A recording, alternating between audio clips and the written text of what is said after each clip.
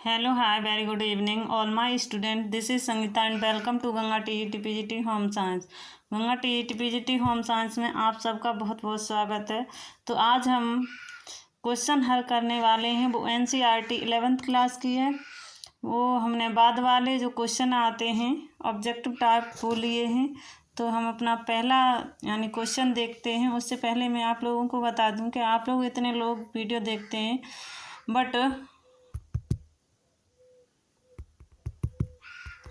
But कोई भी हमारी बहन या भाई लाइक नहीं करते। कृपया करके उससे कुछ मिलता तो नहीं है, बट उससे एक मोटिवेशन मिलता है। तो आप इतना तो कर दिया करो। अगर आपको वो वीडियो अच्छी नहीं लगती है तो उसके लिए आप डिसलाइक भी कर सकते हैं। हम अपना क्वेश्चन देखते हैं। पहला क्वेश्चन है हमारा भोजन और पोषण वस्त्र और वस्त्र उद्योग तथा विस्तार शिक्षा के पाठ्यक्रमों की शुरुआत हुई थी। यानी भोजन और पोषण वस्त्र और वस्त्र उद्योग तथा विस्तार शिक्षा के पाठ्यक्रमों की शुरुआत हुई थी, वो कब हुई थी? तो वो देख लेते हैं। 20वीं शताब्दी के आरंभ में या 20वीं शताब्दी के मध्य में, 20वीं शताब्दी के अंत में या 19वीं शताब्दी के अंत में। इसका जो राइट आंसर होगा, देखिए थोड़ा सा माइनर अंतर है, इसी में हम लोग फंस जाते हैं। तो इसमें जो राइट आंसर होगा वो होगा यानी जो राइट आंसर होगा वो होगा ए इज द राइट आंसर। यानी 20वीं शताब्दी के आरंभ में हुआ था। अगला क्वेश्चन देख लेते हैं। अगला क्वेश्चन है हमारा भोजन और पोषण वस्त्र और वस्त्र उद्योग आदि विषयों को गृह विज्ञान के दायरे में कब लाया गया? यानी भोजन, इधर नहीं पूरा दिखाई दिया, ये देखिए आ गया पूरा।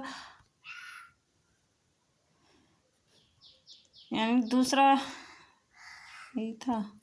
दूसरा वाला क्वेश्चन है हमारा भोजन और पोषण वस्त्र उद्योग आदि विषयों को गृह विज्ञान के दायरे में कब लाया गया? तो कब लाया गया? सन 1930 में, सन 1932 में, सन 1936 में, सन 1934 में। तो इसका जो राइट आंसर होगा वो होगा यानी बी, यानी 1932 ईस्वी में। इसका राइट आंसर होगा B is the right answer. अगला क्वेश्चन देख लेते हैं। अगला क्वेश्चन है हमारा लेडी इरविन कॉलेज नामक संस्थान की स्थापना कहाँ की गई? लेडी इरविन कॉलेज नामक संस्थान की स्थापना कहाँ की गई? यह भी हमने तो NCERT पढ़ाई है, वहाँ पे पढ़ाया हुआ है। तो ये इसमें 3 महिलाएं थीं और इसकी जो लेडी इरविन कॉलेज की स्थापना हुई है वो दिल्ली में हुई है। इसका जो राइट आंसर है वो दिल्ली होगा। अगला क्वेश्चन है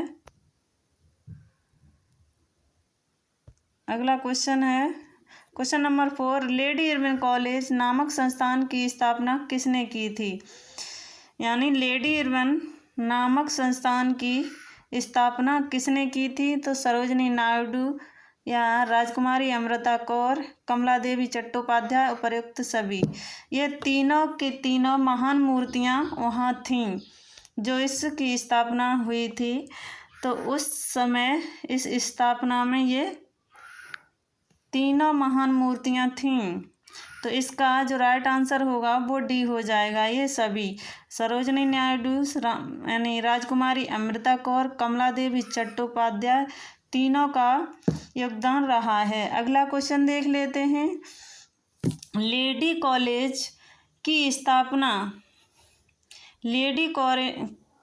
की स्थापना इस कॉलेज का नाम किसके नाम पर पड़ा? तो ये नाम पड़ा था लॉर्ड इरविन। यहाँ से भी क्वेश्चन बना है। लॉर्ड इरविन की पत्नी थी यानी लेडी इरविन, उन्हीं के नाम पर लॉर्ड इरविन ने ये कॉलेज की स्थापना की थी। अगला क्वेश्चन है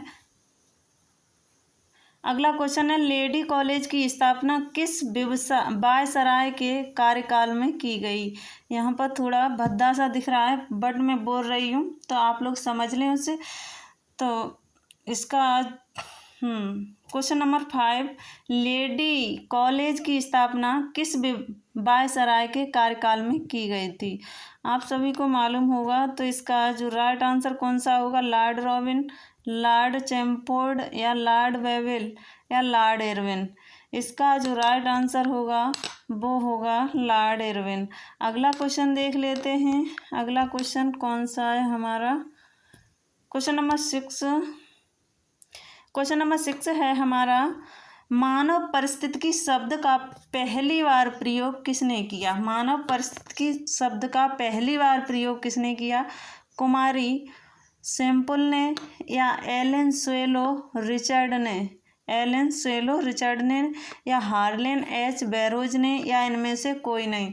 तो इसका जो राइट आंसर होगा वो होगा बी, यानी एलन स्वेलो रिचर्ड ने। B is the right answer इसका। अगला क्वेश्चन देख लेते हैं, क्वेश्चन नंबर 7।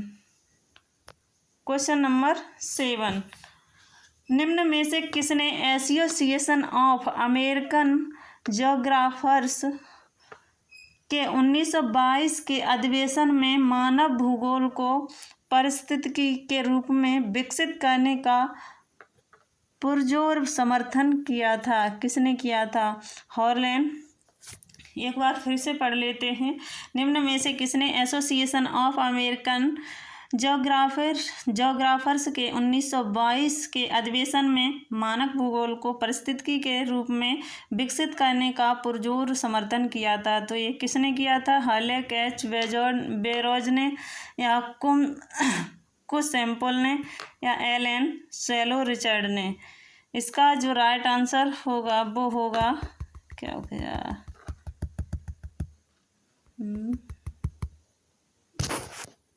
चलिए इसका जो राइट आंसर होगा, कहाँ है, कौन सा था, 6 वाला, 7 वाला था।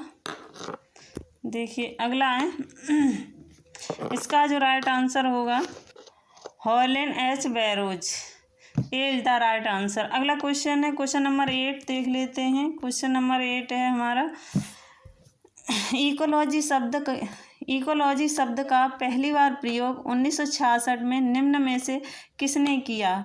यानी इकोलॉजी शब्द का पहली बार प्रयोग 1966 में किसने किया, वो हॉर्लेन एच बैरोज ने किया या अर्नेस्ट हेंकल ने किया या डार्विन ने किया या को सैम्पल ने किया। इसका जो पहली बार प्रयोग था वो किसने किया, इसका जो राइट आंसर होगा वो होगा अर्नेस्ट हैकल। इसका राइट आंसर होगा अर्नेस्ट हैकल। ये क्या हो गया, इसका राइट आंसर होगा अर्नेस्ट हैकल। अगला क्वेश्चन है, अगला क्वेश्चन देखते हैं। अगला क्वेश्चन है क्वेश्चन नंबर 9, योग्यतम की उत्तरजीविता का वाक्यांश संबंधित है। योग्यतम की जीविता का वाक्यांश संबंधित है, वो किससे संबंधित है,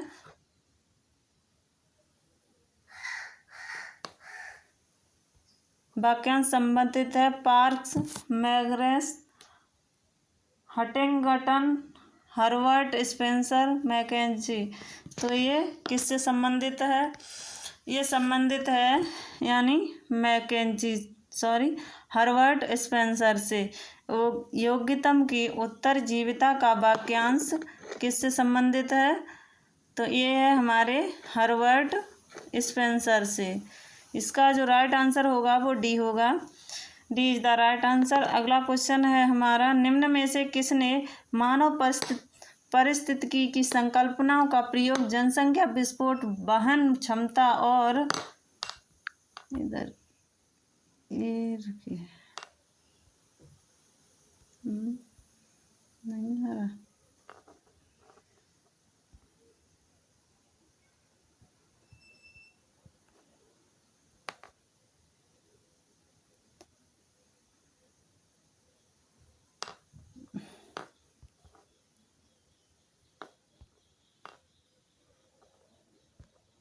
देखिए अगला क्वेश्चन है, हम लोग देखते हैं, फिर से देख लेते हैं। निम्न में से किसने मानव पारिस्थितिकी की स्थापनाओं का प्रयोग जनसंख्या विस्फोट, वहन क्षमता और समृद्धि की सीमाओं का अध्ययन किया है? तो वो किसने किया है? यानी पाल्स, सीयर्स ने, या हटिगटन ने, हर्बर्ट स्पेंसर ने, मैकेंजी ने? तो इसका जो राइट आंसर है वो होगा मैकेंजी। पारिस्थितिकी की संकल्पनाओं का प्रयोग जनसंख्या विस्फोट, वहन क्षमता और समृद्धि की सीमाओं का अध्ययन किया, वो मैकेंजी ने किया। सॉरी, ये गलत हो गया, मैकेंजी नहीं है इसमें, ए वाला ये सही है। इसका जो राइट आंसर होगा वो होगा पॉल सीयर्ड। इसका जो राइट आंसर होगा 10 वाले का पॉल सीयर्ड इसका राइट आंसर होगा। अगला क्वेश्चन देखिए, आपकी आंसर की है, आगे देख लेते हैं। इसमें आप लोग चाहें तो ये पढ़ सकते हैं।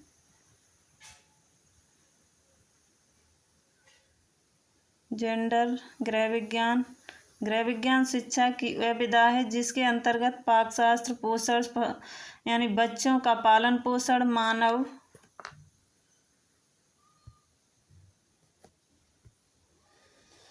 मानव विकास, आंतरिक सज्जा, वस्त्र परिधान आदि का अध्ययन किया जाता है, उसे हम गृह विज्ञान कहते हैं। इसमें गृह विज्ञान किसे कहते हैं? गृह विज्ञान शिक्षा की वह विधा है जिसके अंतर्गत पाकशास्त्र, पोषण, बच्चों का पालन पोषण, मानव विकास, आंतरिक सज्जा, वस्त्र परिधान आदि का अध्ययन किया जाता है, उसे हम क्या कहते हैं? गृह विज्ञान कहते हैं। जेंडर आप लोग जानते होंगे, जेंडर भी स्त्री पुरुष। और समकालिक क्या है ये देख लेते हैं। समकालिक किशोरावस्था भी आपको मालूम होगा सभी को। पारिस्थितिकी तंत्र क्या है ये देख लेते हैं। पारिस्थितिकी तंत्र थोड़ा सा, पर्यावरण और जीव समुदाय,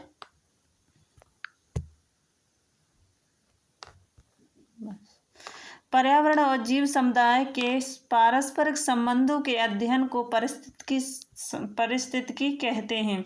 इससे जीव एवं उनके स्थान के संपूर्ण जैविक अजैविक घटकों के अध्ययन का बोध होता है।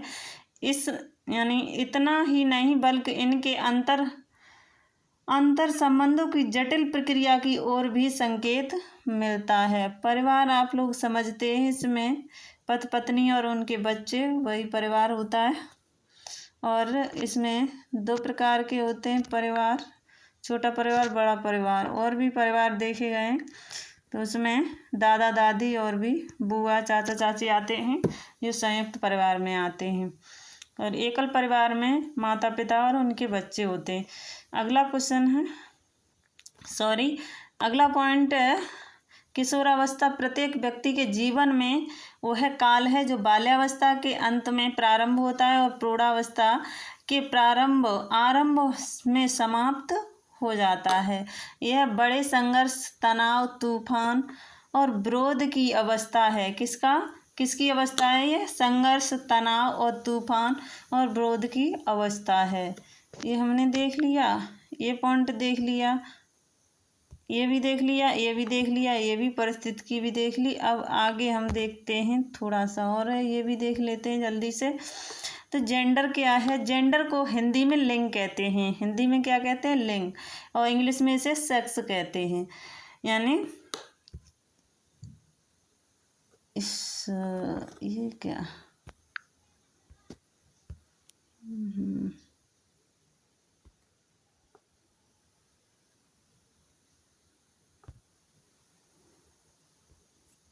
इधर कम हो गया।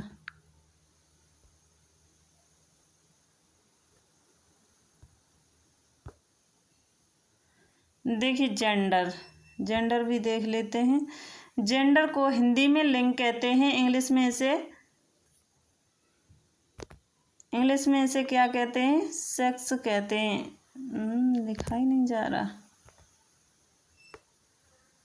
नहीं आ रहा। सेक्स कहते हैं इसे। संज्ञा शब्दों के जिस रूप से उसके पुरुष या स्त्री जाति होने का पता चलता है उसे हम जेंडर या लिंग कहते हैं। अगला है समकालीन। क्या होता है? समकालीन के बारे में देखते हैं। समकालीन उस अवधि के विषय में बताता है। समकालीन उस अवधि के विषय में बताता है जो वर्तमान के लिए एकदम प्रासंगिक हो। यानी ये समझ लिया आप लोगों ने। समकालीन उस अवधि के विषय में बताता है जो वर्तमान में एकदम प्रासंगिक हो, वर्तमान में है, वो है समकालीन है। विषम और सम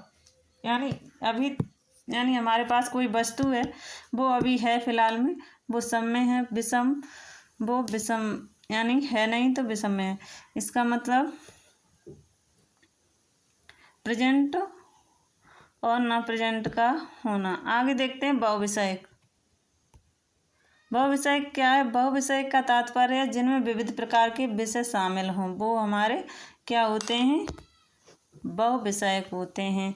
जीवन की गुणवत्ता क्या है वो भी देख लेते हैं। जीवन की गुणवत्ता यहाँ से, ये तो हमने फर्स्ट जो इंटर की पढ़ाई थी NCERT, वहाँ पर ये क्वेश्चन यहाँ से बना था। जीवन की गुणवत्ता से, जीवन की गुणवत्ता व्यक्तियों और समाज की सामान्य भलाई है जो जीवन के सकारात्मक और नकारात्मक विशेषताओं को दर्शाता है। उसमें जीवन की संतुष्टि देखने में को मिलती है जिसमें शारीरिक स्वास्थ्य, परिवार, शिक्षा, रोजगार, धार्मिक विश्वास और पर्यावरण से लेकर सभी शामिल हैं, जीवन की गुणवत्ता में आते हैं।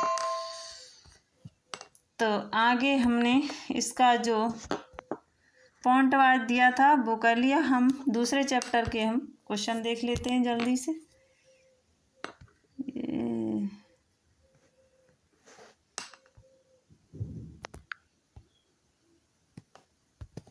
सही है। पहला क्वेश्चन है हमारा,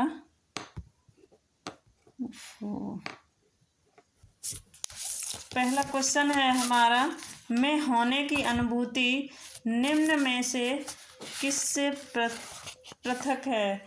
मैं होने की अनुभूति निम्न में से किससे पृथक है? तो इसका क्या मतलब है? तो आप से, बे से, या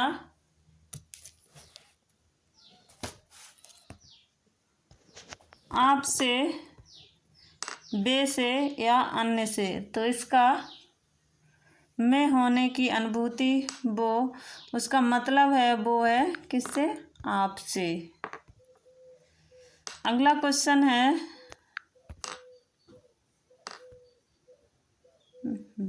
यहाँ से ये बड़ा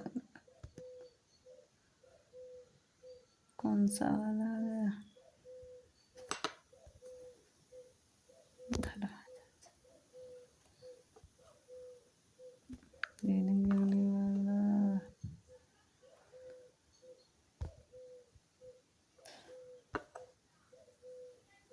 देखिए दूसरा क्वेश्चन है हमारा। दूसरा क्वेश्चन है, स्वयं की संकल्पना से जुड़ी दो अन्य संकल्पना कौन सी हैं? स्वयं की संकल्पना से जुड़ी दो अन्य संकल्पना कौन सी हैं? तो पहचान और व्यक्तित्व और समाज, परिवार और समाज, इनमें से कोई नहीं। क्या पूछा है? स्वयं से, खुद से जुड़ी हुई जो संकल्पना है वो किससे पहचाना जाती है? समाज तो अन्य में आ जाता है, यहाँ भी समाज दिया है। देखिए समाज यहाँ भी दिया है तो ये कट गया, समाज यहाँ भी दिया है ये कट गया, तो खुद से नहीं रहा है दूसरे में, इनमें से कोई नहीं तो हो सकता नहीं। तो आंसर हमारे तीनों कट चुके हैं और हमारा जो आंसर राइट आंसर है वो मिल चुका है। हमारा राइट आंसर है पहला, यानी ए इज द राइट आंसर। अगला क्वेश्चन देख लेते हैं, क्वेश्चन नंबर 3। वेबस्टर के तीसरे अंतर्राष्ट्रीय शब्दकोश में कितनी प्रविष्टियाँ स्वयं से आरंभ होती हैं? वेबस्टर के तीसरे अंतर्राष्ट्रीय शब्दकोश में, किसके? वेबस्टर, ये हटाऊँ, वेबस्टर कैसे, यहाँ देखिए, वेबस्टर के तीसरे अंतर्राष्ट्रीय शब्दकोश में कितनी प्रविष्टियां स्वयं से आरंभ होती हैं? तो 300, 500, 450 या 500। देखिए एनसीईआरटी का कमाल। तो इसमें जो राइट आंसर होगा वो होगा D is the right answer, 500। यानी वेबस्टर के तीसरे अंतर्राष्ट्रीय शब्दकोश में यानी प्रविष्टियां होती हैं वो 500 होती हैं। अगला क्वेश्चन देख लेते हैं। अगला क्वेश्चन है हमारा, स्वयं की प्रकृति होती है, स्वयं की प्रकृति कैसी होती है? एकल होती है या बहुआयामी होती है, नकारात्मक होती है, बहुआयामी तो होगा नहीं, और नकारात्मक नेगेटिव पॉइंट है, एकल भी नहीं। तो ये कैसी होती है? अंतर्मुखी। कैसी होती है? अंतर्मुखी होती है। इसका जो राइट आंसर होगा वो सी इज द राइट आंसर। अगला देखते हैं। अगला क्वेश्चन है, 5 से 6 क्वेश्चन और बचे हुए। 5वां क्वेश्चन है, व्यक्ति के स्व के विकास के लिए निम्न में से क्या आवश्यक है? स्व के विकास के लिए, स्व के विकास के लिए निम्न में से क्या आवश्यक है?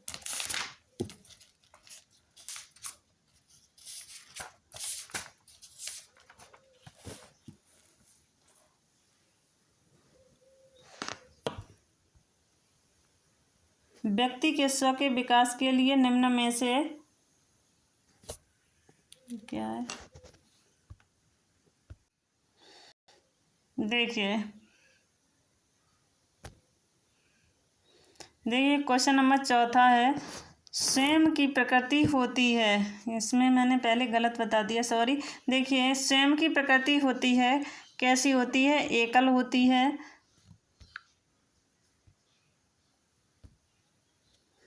एकल होती है।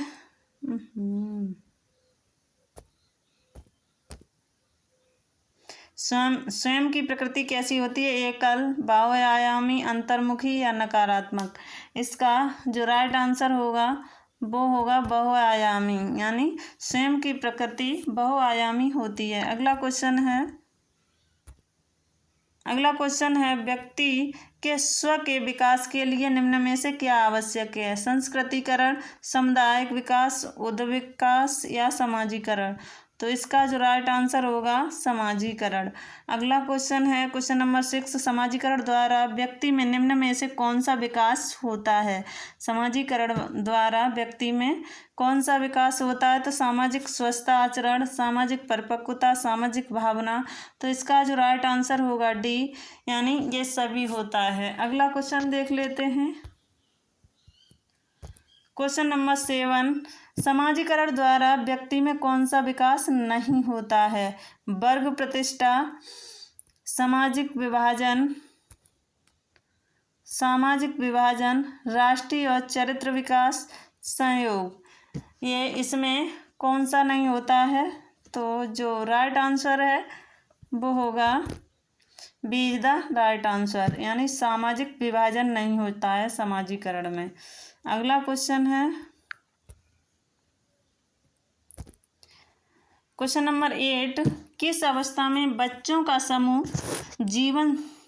जीवन शुरू होता है? किस अवस्था में बच्चे का समूह जीवन शुरू होता है? शैशवावस्था, बाल्यावस्था, किशोरावस्था या इनमें से कोई नहीं। तो ये बच्चों का समूह शुरू होता है वो होता है बाल्यावस्था में। कौन से?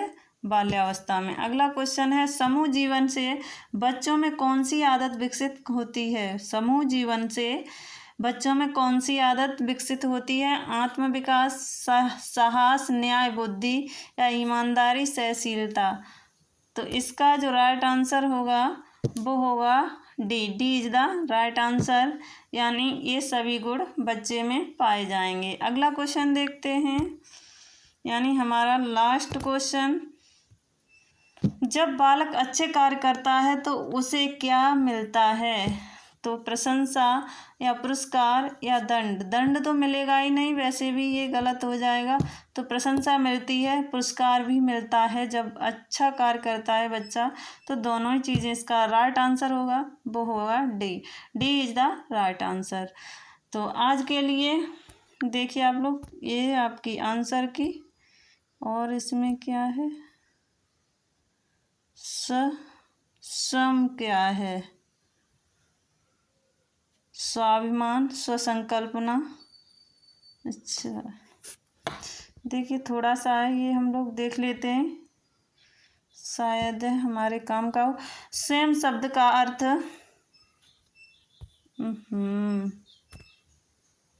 स्वयं शब्द का अर्थ अनुभवों, विचारों, सोच, अनुभूतियों का संपूर्ण रूप है जो स्वयं के विषय में है। स्वयं शब्द का अर्थ क्या है, अनुभवों, विचारों, सोच, अनुभूतियों का संपूर्ण रूप है जो स्वयं के विषय में है। यह विचार हम स्वयं हम हैं, यह विचार कि हम स्वयं हम हैं, यह स्वयं की धारणा की ही अभिव्यक्ति है। यार अगला पॉइंट है, स्वसंकल्पना क्या है। स्वसंकल्पना एक व्यक्ति का विवरण है।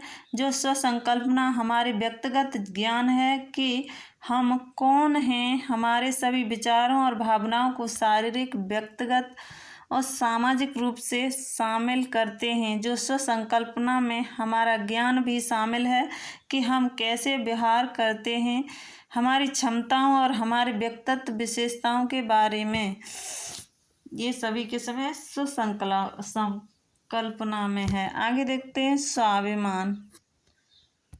स्वाभिमान में क्या है, नहीं है स्वाभिमान।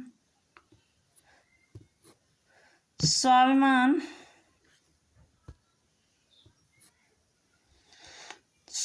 स्वयं के लिए निश्चित किए गए मानकों के अनुसार स्वयं के बारे में सोचना हमारा स्वाभिमान कहलाता है। पहचान क्या है, पहचान एक व्यक्ति या समूह की विशेषताओं का समूह है और यह उन्हें अन्य लोगों से अलग करने की अनुमति देता है।